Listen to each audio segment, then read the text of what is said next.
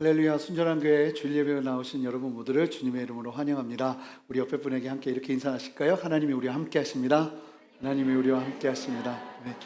우리 다 같이 일어나셔서 오늘 함께 나눌 말씀 요한복음 1장 35절부터 42절까지의 말씀을 저와 함께 본문을 교독하도록 하겠습니다. 또 이튿날 요한이 자기 제자 중 두 사람과 함께 섰다가 예수께서 거니심을 보고 말하되 보라 하나님의 어린 양이로다. 두 제자가 그의 말을 듣고 예수를 따르거늘 예수께서 돌이켜 그 따르는 것을 보시고 물어 이르시되 무엇을 구하느냐. 이르되 랍비여 어디 계시니까 하니 랍비는 번역하면 선생이라. 예수께서 이르시되 와서 보라. 그러므로 그들이 가서 계신 데를 보고 그날 함께 거하니 때가 10시쯤 되었더라. 요한의 말을 듣고 예수를 따르는 두 사람 중에 하나는 시몬 베드로의 형제 안드레라. 그가 먼저 자기의 형제 시몬을 찾아 말하되 우리가 메시아를 만났다 하고 메시아는 번역하면 그리스도라. 데리고 예수께로 오니 예수께서 보시고 이르시되 내가 요한의 아들 시몬이니 장차 게바라 하리라 하시니라. 게바는 번역하면 베드로라. 아멘. 자리에 앉으시겠습니다. 말씀을 나누도록 하겠습니다. 지난주에 우리 모두가 함께 세례 요한에 대한 요한복음의 증언을 살펴보았습니다. 철저하게 자신을 낮추고 세상의 반응과 대우와 상관없이 하나님의 부르심만을 사실대로 말한 세례 요한. 그는 모든 사역과 순종의 기반이 성령 하나님의 인도하심이었고 그 성령 하나님의 이끄심 속에서 그는 모든 것들을 이루어가고 있었습니다. 그런 과정 가운데 하나님이 부르셨죠. 예수님의 길을 예비하라고. 드디어 세례 요한이 예수님을 만납니다. 사람들은 알아보지 못했지만 세례 요한은 정확하게 알아보고 예수님 머리 위로 임하는 성령이 비둘기같이 임하는 그 놀라운 사건을 보면서 그분을 증언하기 시작했습니다. 이 요한복음의 순서를 따르면 정확하게 이 모든 일이 오늘 본문까지 3일 동안 연속으로 일어난 일입니다. 참 어떻게 보면 인생에 한 번 겪을까 말까 한 일들이 3일 동안 계속 이루어지고 있습니다. 요한복음의 순서를 따라 본다면 첫 번째 날 예루살렘의 유대 종교 지도자들이 보낸 제사장들과 레위인들이 공개적으로 세례 요한에게 묻습니다. 너는 누구냐? 이때 세례 요한이 공개적으로 모두 앞에 예수님의 길을 예비하는 믿음의 선포를 합니다. 자신은 그저 외치는 소리라고, 예수님의 신발끈 풀기도 감당하지 못할 존재라며 자신의 다음에 오게 될 예수님을 모든 사람들이 바라보게 합니다. 그리고 다음 날 실제로 예수님이 세례 요한 앞에 나타나시죠. 그렇게 예수님은 세례 요한 앞에 나타나셔서 겸손하게 세례 요한에게 세례를 받습니다. 그리고 세례를 받으시는 중에 예수님에게 성령이 비둘기처럼 임하여 예수님에게 머무시는 것을 보면서 하나님의 아들이신 예수 그리스도를 세례 요한이 증거하기 시작합니다. 그리고 그 다음날 이야기가 시작되는 것이 바로 오늘 본문의 시작입니다. 전체로 본다면 너무나 특별한 3일입니다. 세례 요한에게 말입니다. 뿐만 아니라 예수님에게도 너무나 의미 있는 3일이기도 합니다.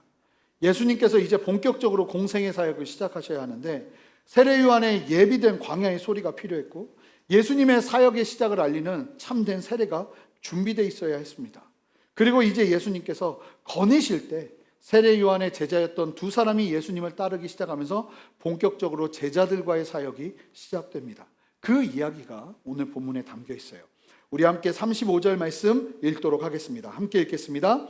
또 이튿날 요한이 자기 제자 중 두 사람과 함께 섰다가, 여러분 세례 요한을 따르는 제자들이 굉장히 많았습니다.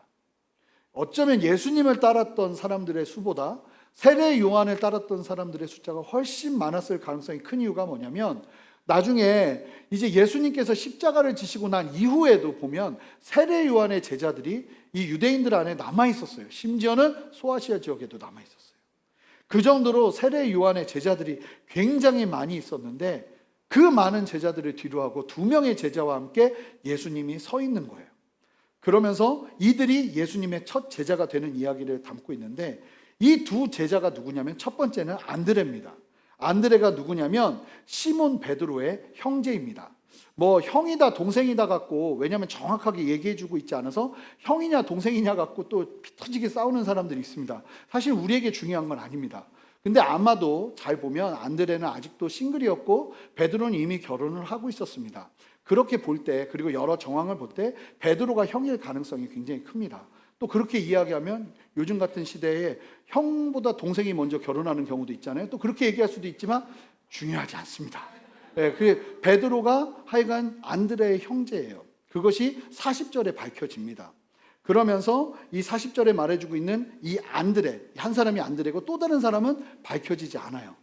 설명하지 않아요. 누군지는 설명하지 않아요. 그런데 지금 예수님을 만난 이야기, 그리고 베드로가 예수님 안에서 제자가 되는 이야기, 이 모든 이야기를 너무나 사실적으로 자세하게 기술하고 있는 걸 보면, 그리고 요한복음의 특성상 사도 요한, 저자인 사도 요한 스스로를 이야기할 때는 절대로 자기의 이름을 언급하지 않기 때문에 저희가 볼 때는 사도 요한일 것이라고 추정하는데 모두가 그렇게 보고 있습니다. 그래서 안드레와 요한이 당시 세례 요한의 제자였을 정도로 이들은 이미 하나님 나라에 대한 목마름이 굉장했던 사람들입니다. 모든 것을 뒤로하고 하나님께서 함께 하시는 사람이 보이니까 그 사람의 제자가 될 정도로 이들은 이미 하나님 나라를 향한 목마름이 있었던 사람이라는 겁니다. 그런 사람 2명, 제자 2명이 세례 요한과 함께 서 있습니다. 그러면서 무엇을 보는가? 우리 36절, 37절 말씀 읽어보겠습니다. 함께 읽겠습니다.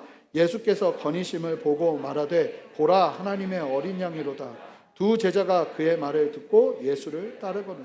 여러분, 이 2 제자와 함께 세례 요한이 아무래도 그 많은 제자 중에 이 중요한 때에 2 제자와 함께 서 있는 걸 보면 이 2 제자는 아마 굉장히 중요한 사람들이었을 겁니다. 세례 요한한테. 그런데 이들이 함께 셋이서 서 있는데 누가 나타나냐면 예수님이 나타나는 겁니다. 그리고 예수님의 건의심을 보았다고 하는데 여기서 보았다는 단어의 원어를 살펴보면 주목하여 눈여겨본 겁니다. 그냥 이렇게 본 게 아니라 예수님이 무엇을 하시는가를 3명이서 같이 보기 시작한 겁니다. 예수님이 어떻게 움직이시는가 예수님에게 집중하여서 보기 시작한 겁니다. 성경에서 이 단어가 사용될 때는 영적인 의미로 보고 생각하는 것을 말할 때, 영적인 의미를 파악하려고 볼 때 이 단어가 똑같이 사용돼요. 그러니까 단순하게 예수님을 지켜본 것이 아니라 아주 자세하게 예수님을 관찰하고 어떻게 보면 묵상한다 할 정도로 예수님을 셋이서 바라보고 있었던 거예요. 지금 세례 요한과 2명의 제자는 함께 예수님을 아주 관심 있게 주목해서 보고 있는 것입니다.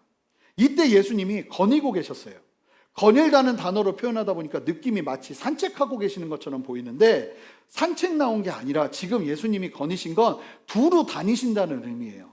쉽게 말하면 이제 세례를 받고 그 다음 날부터 본격적인 사역을 예수님께서 시작하신 겁니다. 그러면서 두루 다니면서 사람들을 만나고 어떻게 보면 사역을 시작하셨어요. 세례 요한이 2 제자들에게 그러면서 예수님을 함께 바라보다가 세례 요한이 제자들에게 말합니다. 야, 봐라. 저분이 바로 하나님의 어린 양이다.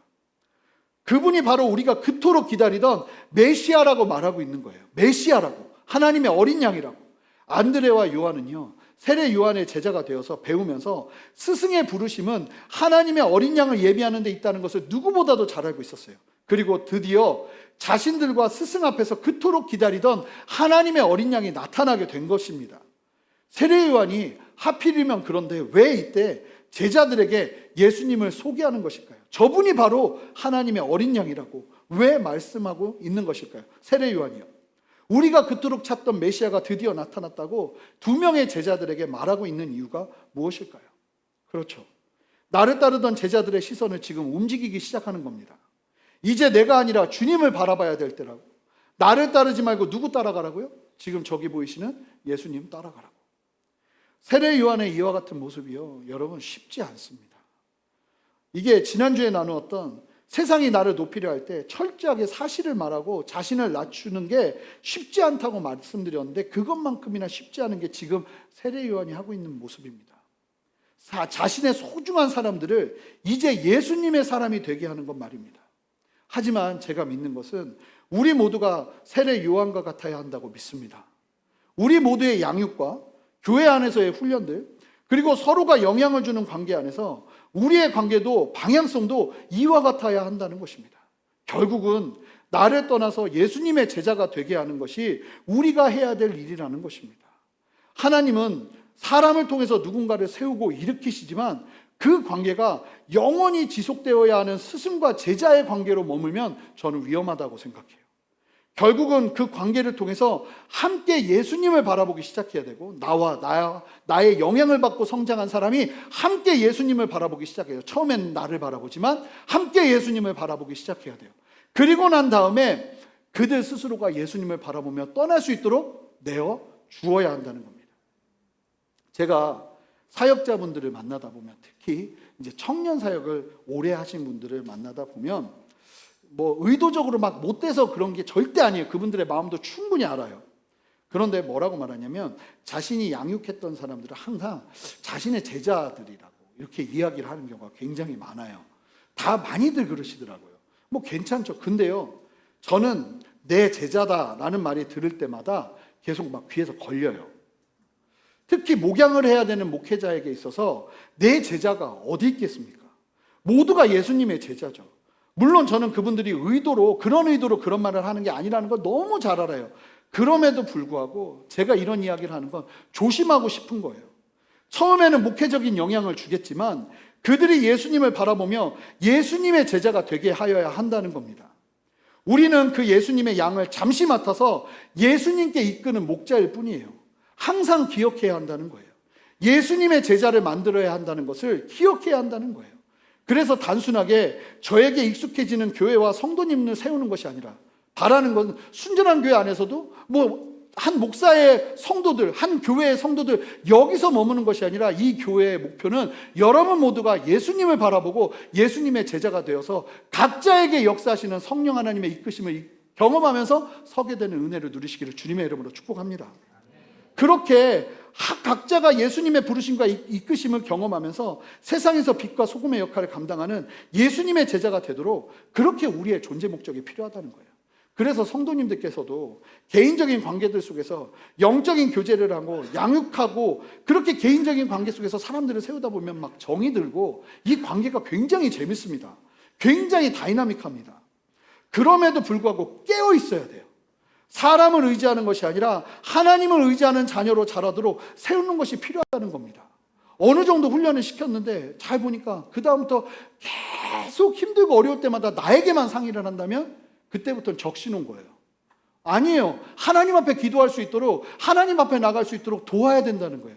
제가 개인적으로 굉장히 많이 하는 얘기가 있는데, 담임 목회를 할 때 만약에 예언 사역이 있어도 담임 목사님은 예언 사역을 하지 않는 게 좋다는 거예요. 왜냐하면 예언 사역을 하기 시작하면 어떤 일이 벌어지냐면, 성도님들이 힘들고 어려울 때마다 누구를 찾냐면 하나님을 찾는 게 아니라 누구를 찾을까요? 은사 있는 목사님을 찾아요. 왜요? 빠르니까요. 빨리 들리니까요. 그런데 정말 중요한 것은, 그렇게 되면 종속적인 관계가 되어버리기 시작해요. 목회의 본질은 성도님들이 스스로 하나님 앞에 나갈 수 있도록 길을 마련해 주는 거예요. 그 길 역할만 하면 되는 거예요. 그래서 여러분 그렇습니다. 어느 누구도 끝까지 의지해야 될 대상이 될 수 없는 거예요. 예수님을 바라봐야 돼요. 목표는 예수님을 바라보는 거예요. 양육을 통해서도 우리가 여러분들에게 많은 가르침을 함께 나누고 주님의 말씀을 배우게 하고 주님의 말씀을 나누겠지만, 그 목표는 여러분들 스스로가 예수 그리스도를 바라보는 거예요. 제가 바라고 소망하는 것은 순전한 교회에서 여러분들이 훈련받고 나서 이제 코로나보다 더한 일들이 이 땅 가운데 비일비재하게 일어날 가능성이 굉장히 큽니다. 그런 상황 속에서 여러분들 스스로가 말씀 속에서 은혜를 받고, 말씀 속에서 하나님의 메시지를 발견하기 시작하고, 그렇게 스스로가 서서 하나님 앞에 나아갈 수 있는 신앙으로까지 발전할 수 있도록 여러분들을 부단하게 훈련시키는 게 저의 목표라고, 하나님께서 우리를 부르신 목적이라고 저는 믿어요. 여러분 쉽지 않을 것 같죠? 그렇지만 반드시 우리 모두가 주님 안에서 그렇게 되어야 하는 거예요. 예수님을 바라보면서 예수님의 제자가 되어야 한다는 겁니다. 여러분, 생각보다 이 관계 속에서 사람들이 성장할 때 예수님을 바라보게 하면서 손을 놓는 게 쉽지가 않습니다. 이 사역이요, 익숙해지면 그렇게 내려놓고 싶지 않은 게 그게 사람 마음이에요. 사람들과 관계가 깊어지면 그렇게 내려놓고 싶지 않은 게 사람의 마음이라는 거예요. 그런데 그때 우리가 해야 되는 건, 세례요한 보세요. 사실은 얼마나 솔직히, 아무리 야 보라 하나님의 어린 양이라 했더니 바로 가버려. 그러면 아무리 그래도 여러분 좀 서운하지 않겠어요? 아니 말이 그렇지, 내가 말했다고 저렇게 바로 가나? 이 생각도 분명히 들었을 거예요, 사람이니까. 그래도 참아야 된다는 거예요. 그리고 예수님 앞으로 나가는 걸 봐야 된다는 거예요. 걸어가게 해야 된다는 거예요. 내가 힘들어도 그게 서로를 살리는 길이에요. 그게 윈윈하는 길이에요. 계속 종속적인 관계로 가면요, 결국 그 관계 깨져요. 사람과 사람의 관계가 그래요. 싸우게 돼 있고 부딪히게 돼 있고 실망하게 돼 있고 낙심하게 돼 있어요. 그러니까 그 전에 놓는 거예요. 그 전에 하나님 바라보고 예수 그리스도 바라보며 나갈 수 있도록 돕는 거예요. 여러분, 이게 비단 교회 안에서만 필요한 일입니까? 아니요. 우리의 자녀들과도 마찬가지입니다. 여러분, 자녀들과 결국은 이 수준까지 가야 되는 거예요. 함께 자녀들과 서서 예수님을 바라보기 시작해야 돼요. 예수님을 바라보면서 이제 자녀들이 예수님 앞에서 예수님의 제자가 될 준비가 되면 그들을 놔야 돼요. 그들이 예수님의 가르침과 부르심을 따라서 마음껏 살아갈 수 있도록 분리해야 된다는 거예요. 그래서 예수님 그분을 알리고 부모는 계속 선포해야 돼요. 보라, 하나님의 어린 양이다. 니들이 봐야 될 분은 부모가 아니라 예수님이다. 엄마 아빠는 니네 계속 안 도와줄 거야. 니들이 알아서 예수님 의지하면서 서야 돼. 그렇게 선포하고 가르쳐야 된다는 거예요. 그리고 어느 정도 시간이 지나면 자녀들이 주님 앞에 나가야 돼요. 여러분, 결혼하고 나서도 붙들려고 하면 절대 안 됩니다. 서로 고생하고 낙심하고 어려운 일들이 비일비재하게 일어납니다. 실제로 그런 일들이 얼마나 많은지 몰라요. 자녀들이 예수님을 따라 나를 떠나려는 것을 경험하셔야 돼요. 그렇게 서로가 살아가야 된다는 거예요. 아멘. 우리 조금 더 크게 아멘 해볼까요? 아멘. 그렇게 하셔야 된다는 거예요. 여러분, 떠나보내는 걸요 너무 힘들어하지 마세요.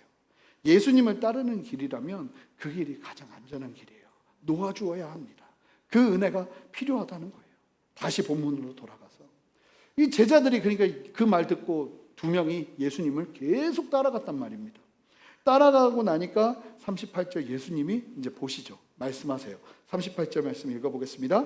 예수께서 돌이켜 그 따르는 것을 보시고 물어 이르시되 무엇을 구하느냐? 이르되 랍비여 어디 계시오니까 하니 랍비는 번역하면 선생이라. 왜 이 요한복음에 가로를 치고 랍비는 번역하면 선생이라, 게바는 번역하면 베드로다 이런 얘기를 계속 하냐면 요한복음을 실제로 그 당시에 처음에 읽는 사람들이 히브리적인, 그러니까 유대적인 사상과 생각과 언어에 대한 이해가 없는 소아시아 사람들이었어요.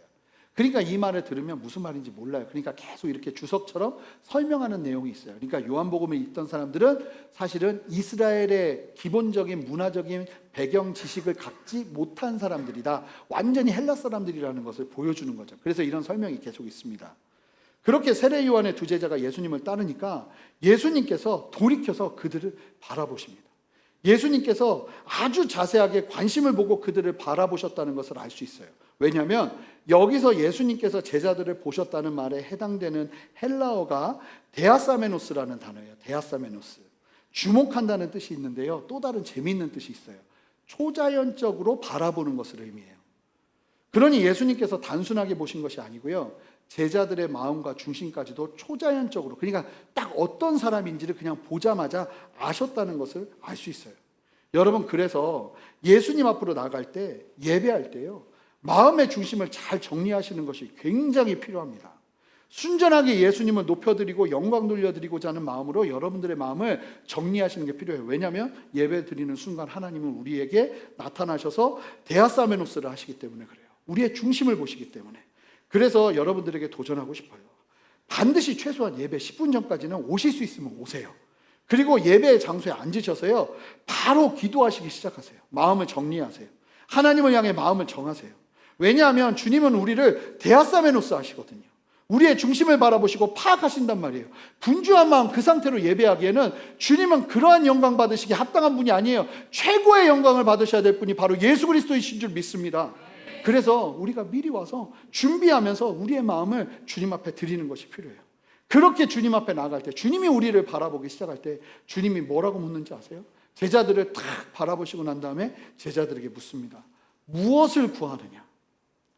여러분, 절대자가 무엇을 구하느냐라는 질문을 들으면 우리는 더 들을 질문이 없습니다. 다 되었다고 생각해요.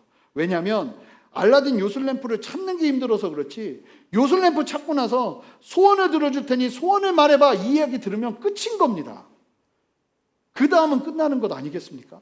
그런데 여러분 아셔야 할 것이, 예수 그리스도를 믿는 사람들은 무엇을 원하느냐라는 질문 앞에서 무엇을 원한다는 대답이 아니라 다른 대답을 해야 돼요. 우리는 절대 그러면 안 된다는 거예요. 이 질문을 대하는 우리들의 대답도 참으로 중요한데 이 최고의 대답을 지금 두 명의 제자가 하게 됩니다. 여러분, 예수님께서 무엇을 구하냐고 물으시는데 제자들이요, 무엇을 말하지 않습니다. 보통 사람들은 무언가 바라고 소망하는 것을 가지고 예수님께 나가죠. 그렇게 신앙생활을 대부분 시작하셨을 겁니다. 그것을 누구보다 잘 아시는 예수님이시기 때문에 예수님도 항상 우리에게 물으세요. 무엇을 원하냐고. 근데 사실은 예수님께서 진짜 우리에게 질문하고 싶은 것, 이야기하고 싶은 것, 그 이야기가 아닌 것 같아요. 그럼에도 불구하고 우리는 항상 무엇을 원하니까, 예수님께서 하루 종일 사역하셨는데 사람들이 보니까 다 예수님께 뭔가 원하는 것을 질문했던 것 같아요. 그러니 예수님도 이 두 명의 제자를 보고 똑같이 그들처럼 무엇을 원하냐고 물으세요. 그런데 두 명의 제자가 아주 귀한 질문을 오히려 예수님께 하며 되묻습니다. 뭐라고 말하냐면, 랍비요, 어디 계십니까? 묻습니다. 무엇을 원하냐고 묻는데 선생님이요, 어디 계십니까? 묻는 거예요. 제자들은요, 예수님이 어디에 거하고 계시는지를 묻고 있어요. 이게 무슨 의미냐면, 랍비는 율법교사를 부르는 최고의 존칭어입니다. 굉장히 중요해요. 지금 처음에 들어갈 때 랍비라고 그랬어요. 예수님을 랍비라고 말하면서 선생님 계시는 곳이 어디입니까? 이게 무슨 얘기냐면, 우리는 당신에게 원하는 게 있는 것이 아니라 예수님, 당신과 교제하고 싶습니다, 이 이야기예요. 당신의 집이 어딘지 거기로 우리를 데리고 가셔서 우리로 하여금 당신과 교제하게 하시고 당신을 알게 해달라는 거예요. 정답, 느낌표 1000개를 붙이고 싶습니다. 이렇게 말하는 이유는요, 제자들이 예수님을 쫓은 이유가 예수님을 더 알고 싶었기 때문이라는 것을 말하고 있는 거예요. 무언가 자신이 원하는 것을 위해서 예수님을 따른 것이 아니라 그분을 더 알고 싶은 목마름이 있었기 때문에 이런 반응을 보일 수 있었던 거예요. 그런데 너무나 많은 경우 이와 달리 절대자 앞에서 자신들이 기대하는 바램과 같은 무언가를 가지고 나가는 경우가 얼마나 많은지 몰라요. 그래서 예수님도 그것을 아시고, 저는 오늘 본문을 묵상하면서 사실 예수님께서 정말 질문하시고 싶은 질문은요, 무엇을 원하느냐가 아니에요. 나와 더 교제하지 않을래요. 그런 생각이 너무나 많이 드는 거예요. 사랑하는 성도 여러분, 적어도 우리의 신앙이 이와 같아야 하지 않을까요? 사실 예수님 그분 안에 모든 것이 있기에 우리에게 있어서 중요한 것은 내가 원하는 무언가를 얻는 것이 아니라 그 주님을 아는 것이 우리의 우선순위가 되어야 한다는 겁니다. 우리 빌립보서 3장 7절부터 9절의 말씀을 한 목소리로 읽어보겠습니다. 함께 읽겠습니다.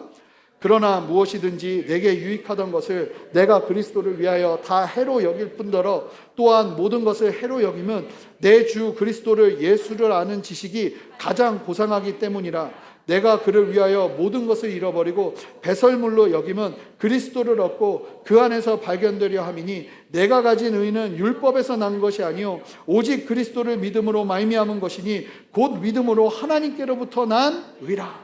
여러분, 바울이 예수 그리스도를 알고 난 다음에 그가 고백하는 건 다른 무엇보다 예수 그리스도를 아는 지식이 가장 고상하기에 다른 것들은 뭐 비교가 안 되는 거예요. 사실은 이 제자들은요, 정말 제일 중요한, 그들에게 제일 필요한 질문을 하고 있는 겁니다. 어디 계십니까? 교제하고 싶습니다. 여러분, 그것보다 더 귀한 것이 없다는 거예요. 그 질문을 향해서 예수님이 뭐라고 말씀하시는지 아십니까? 39절 말씀 읽어보겠습니다. 함께 읽겠습니다. 예수께서 이르시되 와서 보라. 그러므로 그들이 가신 데를 보고 그날 함께 거하니 때가 10시쯤 되었더라. 예수님은요, 그 질문에는 완전히 웰컴이세요. 와서 보라. 지금 수많은 사람들 중에 어쩌면 예수님 어디 계십니까? 함께 교제하고 싶습니다, 이 이야기 질문한 사람이 아무도 없었던 거예요. 이 제자 두 명이 그 이야기를 하자 와서 보라. 주님을 향한 목마름에 주님은 언제나 신실하게 응답하시는 분이십니다. 그리고 그들은요, 예수님과 함께 예수님의 거처로 가서 그날 함께 거했다고 합니다. 뭘 말할까요? 그분과 함께 대화하고 이야기하면서 그분을 알게 된 거죠. 그 시간이 얼마나 길었던지 뭐라고 말합니까? 시간이 10시에 예수님의 만남이 맞춰졌는데 이걸 오늘날로 따지면 오후 4시입니다. 쉽게 말하면 하루 종일 교제한 거예요. 그 교제의 시간을 통해서 예수님이 삶으로 그대로 여과 없이 그 제자들과 교제를 한 거예요. 그렇게 주님과 교제하고 주님을 알고 나니까, 자, 제자들이 맨 처음에 세례 요한이 얘기했어요. 보라, 하나님의 어린 양이라고. 그런데 그 이야기를 들었으면 메시아잖아요. 예수님, 그분이 그리스도 메시아라는 걸 알고 있었잖아요. 그런데 예수님을 보자마자 뭐라고 말하냐면 랍비라고 말합니다. 무슨 얘기냐면 아직 못 믿겠다는 거예요. 그 말로 들어갔던 제자들이 40절 우리 함께 읽어보도록 하겠습니다. 함께 읽겠습니다. 요한의 말을 듣고 예수를 따르는 두 사람 중에 하나는 시몬 베드로의 형제 안드레라. 이 이야기를 하고, 자, 이제 이 사람이 안드레예요. 한 사람은 안드레고 한 사람은 사도 요한이에요. 자, 그러면서 41절을 읽어보겠습니다. 시작. 그가 먼저 자기의 형제 시몬을 찾아 말하되 우리가 메시아를 만났다 하고, 메시아는 번역하면 그리스도라. 자기의 형 시몬을 찾아 말합니다. 뭐라고 말합니까? 우리가 메시아를 만났다. 놀라운 것은 이들이 예수님을 알고 싶어서 예수님과 교제하다 보니까 이들이 처음에 예수님을 바라볼 때는 도저히 못 믿겠는 거예요. 세례 요한이 이야기해도, 저분이 메시아라고 얘기해도 내 눈으로는 믿을 수가 없는 거예요. 그러니까 랍비라고 하고 들어갑니다.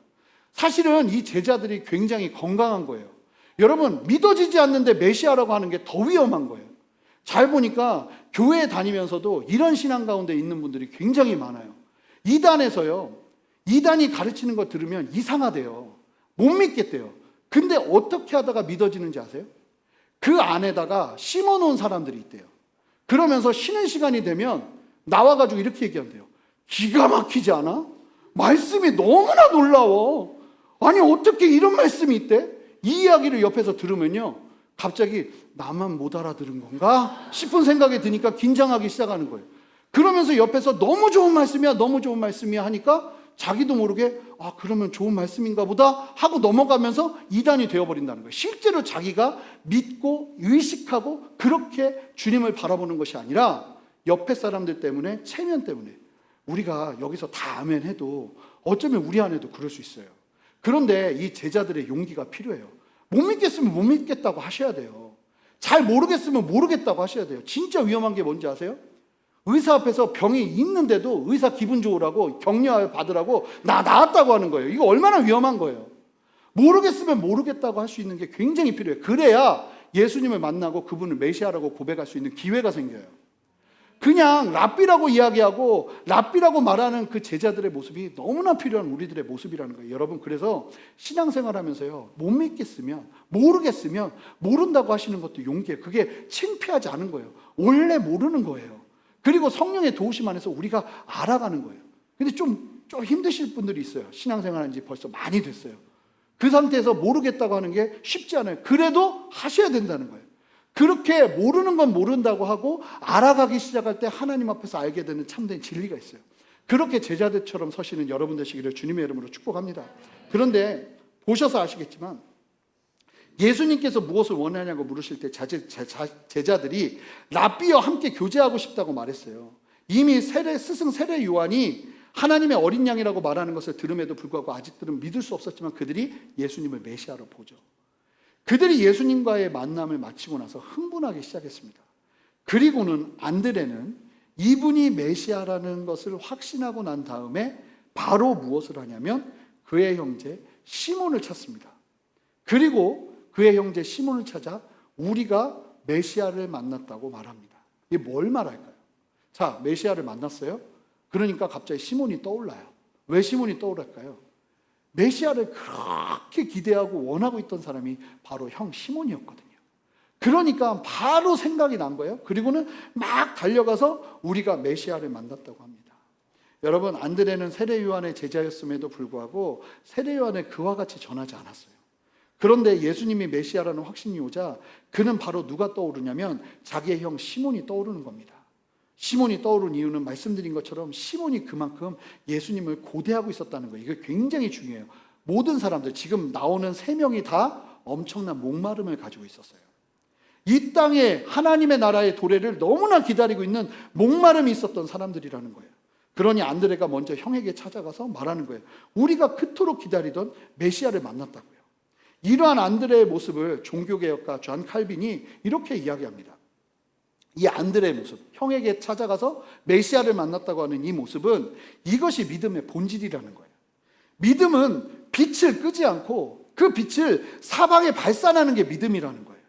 이 안드레가 빛을 발견하고 진리를 발견하고 나니 견딜 수 없고 그 진리를 반드시 원하고 필요로 하는 사람에게 찾아가서 전달하는 모습을 보여준다는 것이죠. 이게 진리의 힘이에요. 이게 전도인 거예요. 전도는 사실은 감격 속에서 이루어져야 하는 거예요. 엄청난 파급력을 갖게 되는 것입니다. 그리고 이 이야기를 들은 시몬은요, 지체하지 않습니다. 우리 42절 말씀을 읽어보겠습니다. 함께 읽겠습니다. 데리고 예수께로 오니 예수께서 보시고 이르시되 내가 요한의 아들 시몬이니 장차 게바라 하리라 하시니라. 게바는 번역하면 베드로라. 안드레가요, 베드로를 데리고 예수님께로 탁 왔습니다.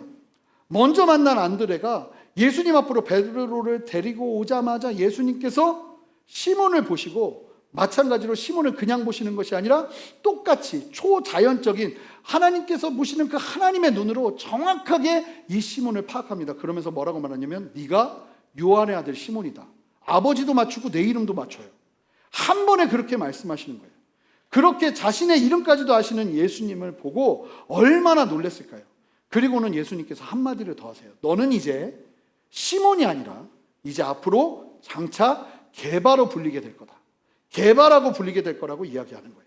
이 게바는요, 아람어예요. 당시 예수님이 사용하시던 언어입니다. 이 게바라는 뜻은 반석이라는 의미의 아람어예요. 이것을 헬라어로 번역하면 베드로가 됩니다. 그러니까 사실은 베드로가 새로운 이름이 아니라 게바라는 이름의 헬라식 이름이 베드로인 거예요.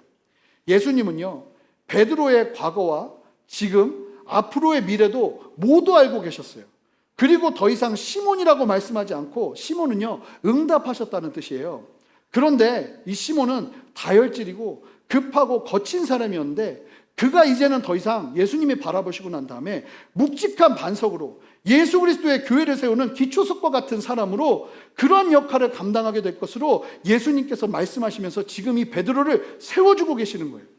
그리고 이처럼 새로운 이름을 예수님께서 허락하시는 이유는 앞으로 시몬 베드로로 바꾸어 가고자 하는 예수님의 계획이 담겨져 있는 거예요. 놀라운 선포를 베드로에게 하고 계시는 거예요.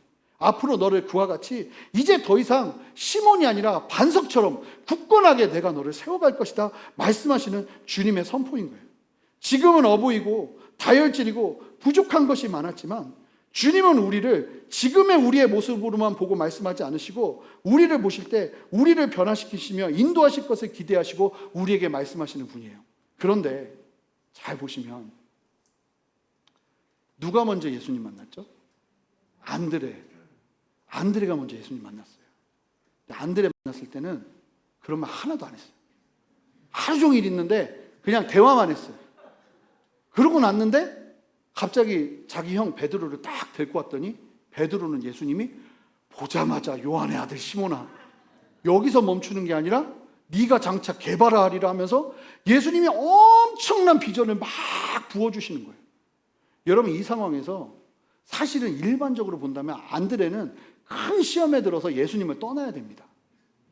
그런데 놀라운 게 뭔지 아세요? 안드레에게 그런 모습이 보여지지 않아요. 여러분, 하나님 앞에서 각자의 부르심이 있어요. 하나님께서 세우시는 부르심이 있다는 거예요. 하나님께서 쓰시고자 하는 당신의 뜻이 있어요. 이것으로 우리가 인정받고 인정받지 않는 게 아니에요. 각자가 하나님의 부르심 가운데 하나님께서 원하시는 모습대로 쓰시는 그릇이 달라요. 그것을 보고 우리가 실망하거나 좌절하거나 낭망할 필요가 없다는 거예요. 그런데 여러분, 안드레가 참 대단한 거예요. 여러분 생각해 보세요. 저를 한번 빗대 볼게요. 지금은 저 목사 하나니까 제가 설교하는 게 전부니까 다 은혜 받으시는데 갑자기 이제 부목사님들이 오시게 됐어요. 근데 갑자기 어떤 부목사님이 오셨는데 말씀을 너무 기가 막히게 잘 전하시는 거예요. 성도님들이 아멘 아멘 하면서 막 은혜 받으시는 거예요. 그러면 제가 질문 드려보겠습니다. 제가 기쁠까요? 슬플까요? 기쁠까요? 슬플까요? 예? 기뻐 슬퍼요 이렇게 들려요 지금 내가 귀에. 기쁠까요? 슬플까요? 슬퍼요? 죄송해요, 이런 애매한 질문을 드려서. 애매하겠죠. 실제로 솔직히 마음이요 그렇게 편안하지 않을 거예요. 그런데 저는 마음은 그렇다 해도 웃을 거예요. 이렇게 웃을 거예요. 그리고 마음껏 세워줘야 돼요. 하나님이 그 사람을 지금 쓰시고 싶은 거예요. 그때 목회자가 해야 될 일은 마음껏 그 사람이 일어날 수 있도록 하는 거예요. 여러분 잘 보세요. 종교 지도자들은 자기의 나와 발이 챙기느라고 예수님을 죽입니다. 자기 것 조금 잃어버릴까 봐 예수님을 죽여요. 그런데 세례 요한부터 시작되는 예수님의 사람들은요, 그런 게 없어요. 그냥 예수님이 시몬을 개발하고 막 세우시면 같이 기뻐해요. 바나바가 그 바울을, 그냥 완전히 묻혀져 있던 바울을 안디옥 교회가 세워지면서 말씀을 가르칠 사람이 필요하니까 바울을 데리고 옵니다. 바나바가 권위자였어요. 그런데 놀라운 것은 바울 안에 하나님께서 계획하신 당신의 계획이 너무나 컸던 거예요. 그러니까 전도행을 하다 보니까 이 바울의 입술을 통해서 하나님께서 너무나 많은 열매들을 일으키시는 거예요. 점점 어떻게 될까요? 바나바와 바울에서 바울과 바나바가 되죠. 바나바요, 실망하지 않습니다. 실족하지 않습니다. 그리고 하나님이 하시는 그 일을 마음껏 바라보며 그는 인자의 자리로 들어갑니다. 여러분, 사실은 성령의 공동체는요, 그래야 돼요. 성도님들 안에도 누가 더 사역하고 누가 더 쓰임받고 누가 더 인정받고 이거 아무런 중요한 게 없는 거예요. 하나님께서 하시는 그 일들을 우리가 모두 기뻐하고 바라볼 필요가 있어요. 여러분, 앞으로 이 순전한 교회는 마지막 시대를 살아가는 우리들에게 허락하신 이 교회는요, 성령께서 일하시는 교회가 될 거예요. 여러분, 지금 6개월 동안도 얼마나 많은 일이 일어나는지 아십니까? 진짜 이렇게 될 줄은 몰랐어요. 코로나가 개척하고 2달 만에 나타날 줄 누가 알았겠습니까? 12월 만에도 아무도 예상하지 못했습니다. 그런데 앞으로 우리의 인생에는 수많은 일들이 일어날 거예요. 그런데 이때 성령의 특징은 뭐냐면 바람 같아서 어디로 와서 어디로 흘러갈지 몰라요. 하나님이 누군가 이렇게 세우시면 그 사람을 통해서 우리 교회가 더 건강하게 또 나눠지고 성장되었으면 좋겠어요. 제가 왜 이 이야기를 하냐면, 누군가가 일어났을 때 기뻐하겠다고 말하냐면, 혹여나 제가 그러지 않으면 여러분들 알아서 판단하시고 움직이시면 됩니다. 저 스스로가 이 말로 족쇄를 묶는 거예요. 그렇게 해야 돼요. 그래야 교회가 하나님의 교회가 되는 거예요. 제가 되게 좋아하는 사역자가 있는데, 브라이언 덕슨과 앤디 파크라는 유명한 찬양 인도자가 있어요. 근데 이 앤디 파크라는 사람이 이미 캐나다의 한 지역의 교회에 유명한 찬양 인도자로, 메인 인도자로 그 교회를 섬기고 있었어요. 근데 그 교회가 굉장히 찬양 중심의 교회예요. 아주 특별한 교회예요. 그래서 찬양 인도자가 담임 목사님 같은 역할을 하는 교회였습니다. 그런데 그때 22살에 선교 사역을 하다가 훈련을 받고 돌아온 한 청년이 있었어요. 근데 이 청년이 브라이언 덕슨이라는 사람이에요. 이 브라이언 덕슨이 예수 열방의 소망 그거 작곡한 사람이에요. 굉장히 유명한 찬양 인도자인데, 이 브라이언 덕슨이 이 교회로 왔는데 이 친구 안에, 이 앤디 파크가 봤을 때 이 친구 안에 놀라운 기름 부심이 보이기 시작하는 거예요. 그때 이 브라이언 덕슨을 앤디 파크가 어떻게 하기 시작하냐면 찬양 인도자로 세우기 시작해요. 그러면서 자기가 인도하는 그 모임에 메인 찬양 인도자로 세우기 시작하는데 그 기름 부심이 너무나 분명한 거예요. 앤디 파크가 어떻게 하는지 아세요? 자, 한 번은 내가 인도할 때 당신이 옆에서 섬겨주세요. 그런데 그 안에서 기름 부심을 확인하고는 어떻게 하냐면 다음 주는 당신이 메인으로 인도하시고 나는 세컨으로 섬기겠습니다. 나중에 어떻게 했는지 아세요? 22살의 브라이언 덕슨에게 그 모든 찬양 사역을 맡기고 자기는 개척을 하러 떠나버립니다. 이게 막 우리가 다 그래야 된다는 이야기가 아니라, 그러면서 앤디 파크가 인터뷰에서 한 얘기가 있어요. 사울왕처럼 되면 안 된다는 거예요. 하나님 나라의 교회는 어떤 상황에서도 하나님이 일하시는 그것을 바라보면서 언제나 2인자가 될 준비를 하는 우리 모두가 되어야 한다는 거예요. 어느 것도 내 사역이라는 거 없는 거예요. 이 교회도 내 교회가 아닌 거예요. 예수 그리스도의 몸된 교회인 거예요. 그리고 그분이 마음껏 쓰시도록 우리가 언제나 내어드리고 주님 앞에 나가는 안드레와 같은 마음이 우리에게 필요한 거예요. 여러분, 모두가 베드로가 될 수 없습니다. 누구는 안드레가 되어야 해요. 그래야 더 건강해요. 안드레는 많고요, 베드로는 적습니다. 근데 다 베드로처럼 되려고 해봐요. 교회가 싸우고 난리 나는 거예요. 왜 그럴까요? 내 거라고 생각합니다. 우리 안에 이 철저하게 깨진 마음이 필요하다는 거예요. 저는 여러분들 안에, 제 안에 이 안드레의 마음이 함께 흘러가기를 주님의 이름으로 축복합니다. 이렇게 3명의 제자가 세워집니다. 그런데 잘 보시면 이 3명의 제자의 공통된 특징이 있어요. 다른 것이 아니라 하나님 나라에 대한 거룩한 목마름이 너무나 컸다는 거예요.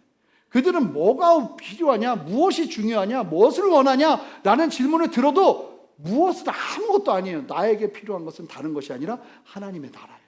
하나님 그분을 아는 거예요. 예수님 그분을 아는 거예요. 이것이 그들 안에 있었기에 그들이 예수님을 만날 수 있었다는 거예요.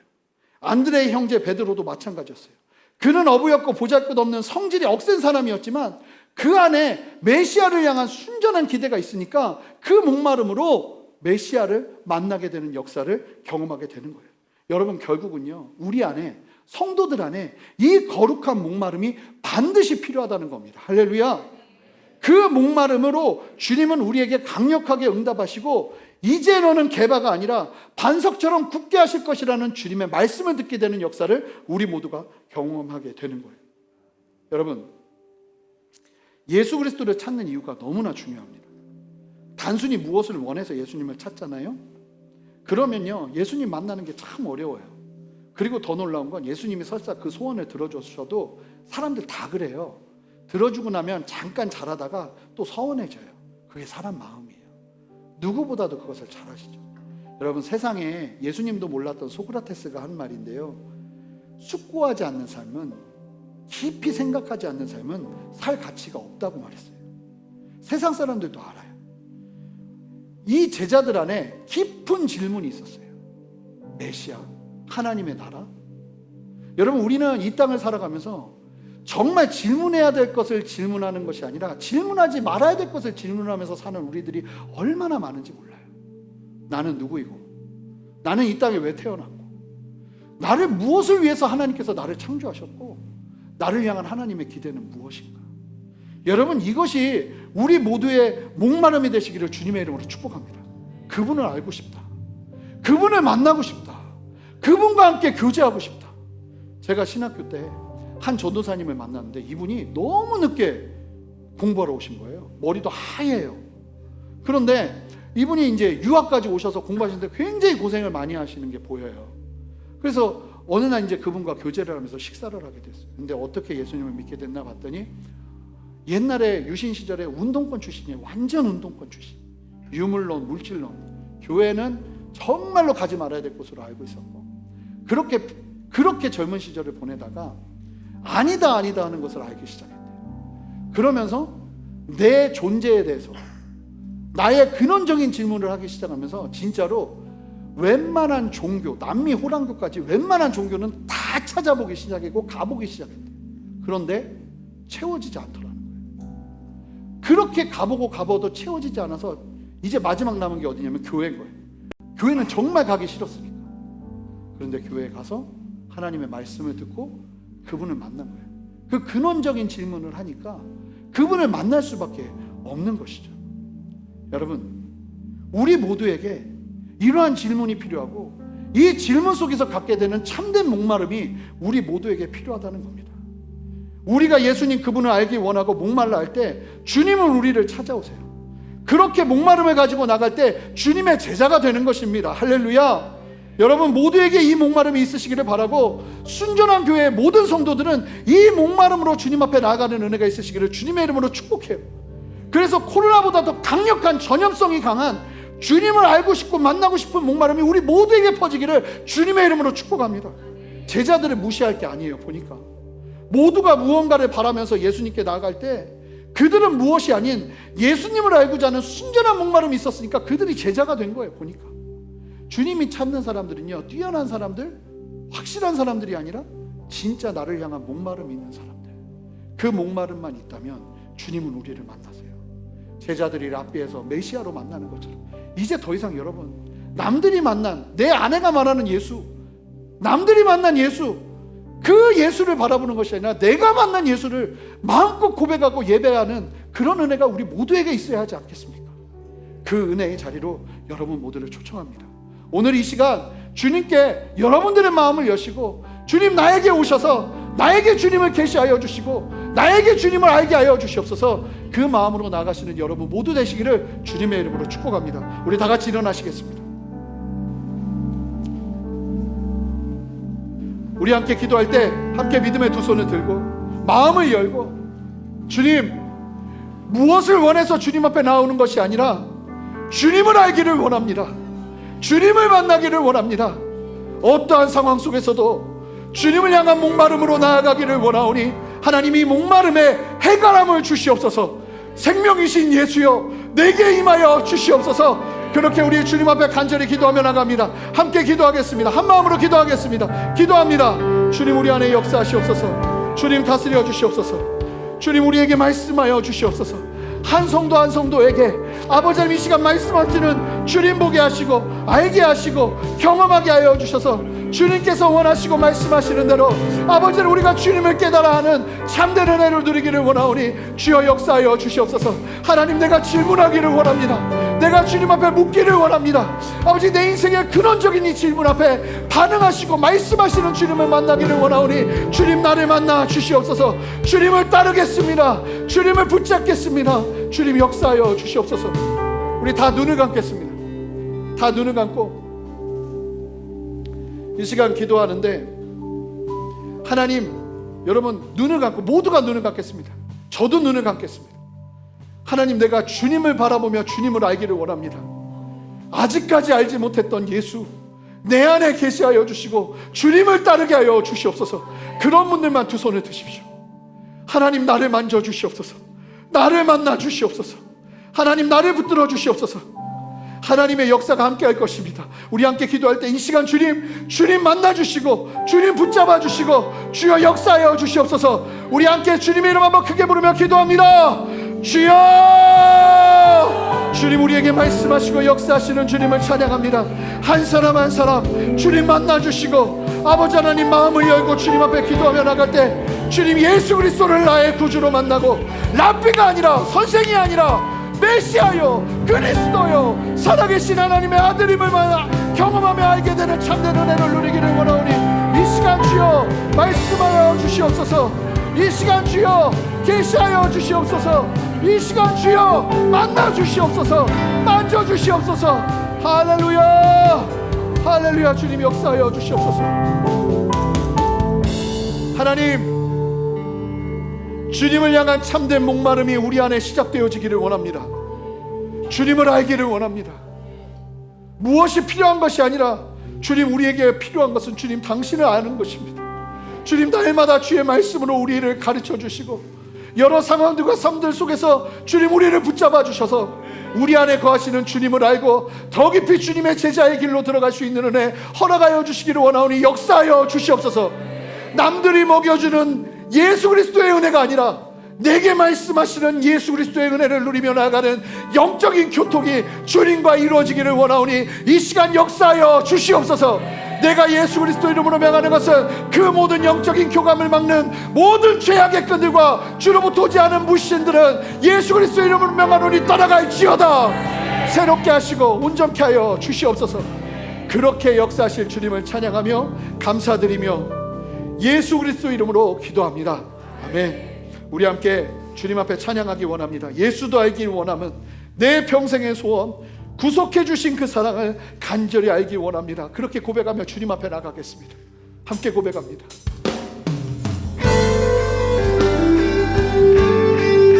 아멘. 주님 우리의 강도 위에 역사하시고 다스리시옵소서. 할렐루야. 우리 함께 고백합시다. 예수도 알기 원함은 예수도 알기 원함은 크고도 넓은 대속해 주신 사랑을 간절히 알기 원하네. 할렐루야. 한 번 더 고백합니다. 예수도 알기 원함은 알기 원함은 크고도 넓은 은혜와 대속해 주신 사랑을 간절히 알기 원하네. 내 평생의 소원 내 평생의 소원 할렐루야. 대속해 주신 사랑을 간절히 알기 원하네. 아멘. 성령이 스승되셔서 진리를 가르치시고 진리를 가르치 거룩한 뜻을 깨달아 간 뜻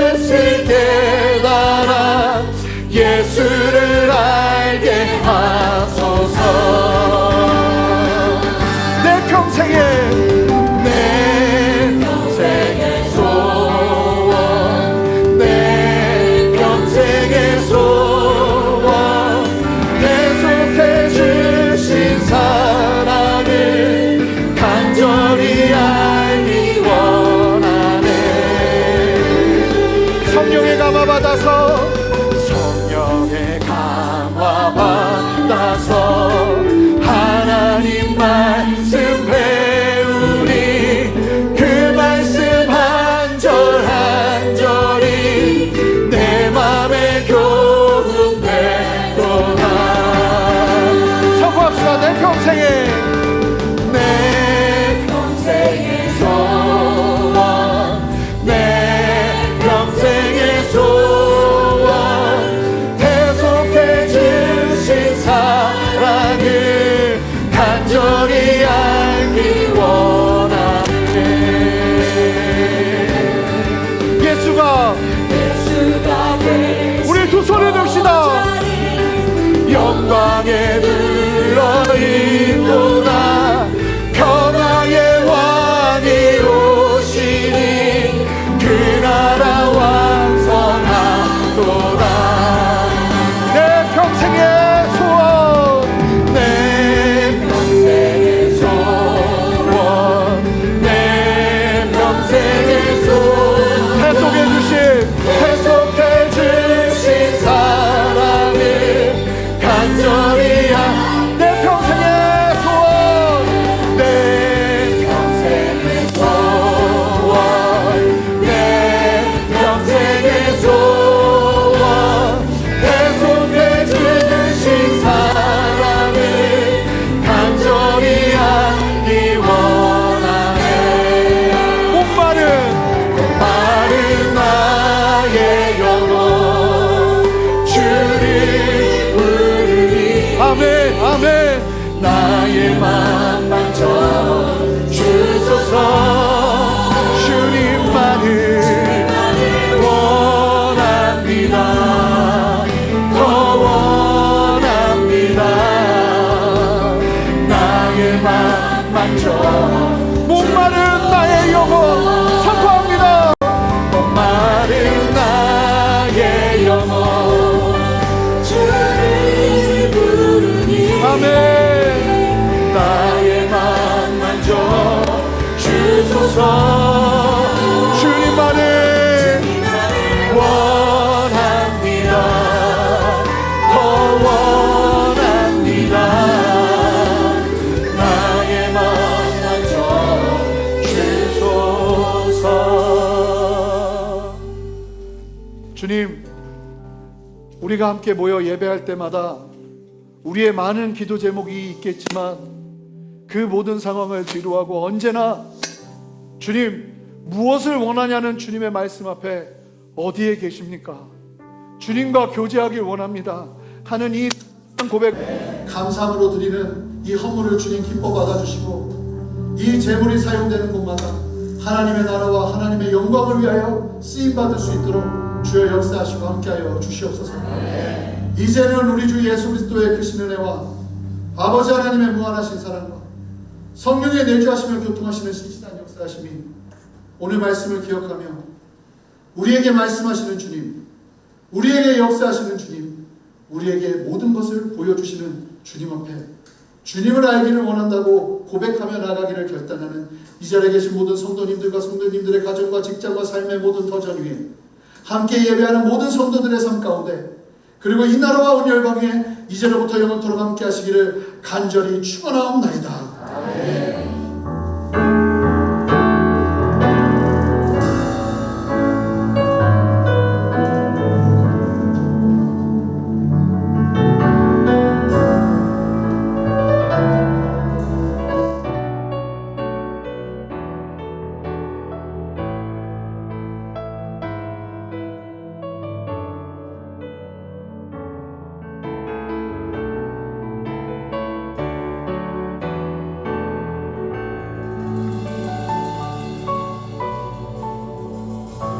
감사와 영광의 박수 주님 앞에 올려드리도록 하겠습니다. 아멘. 한 주간도 승리하시고 다음 주에도 이 시간에 함께 예배하길 소망합니다. 조심해서 돌아가시기 바랍니다.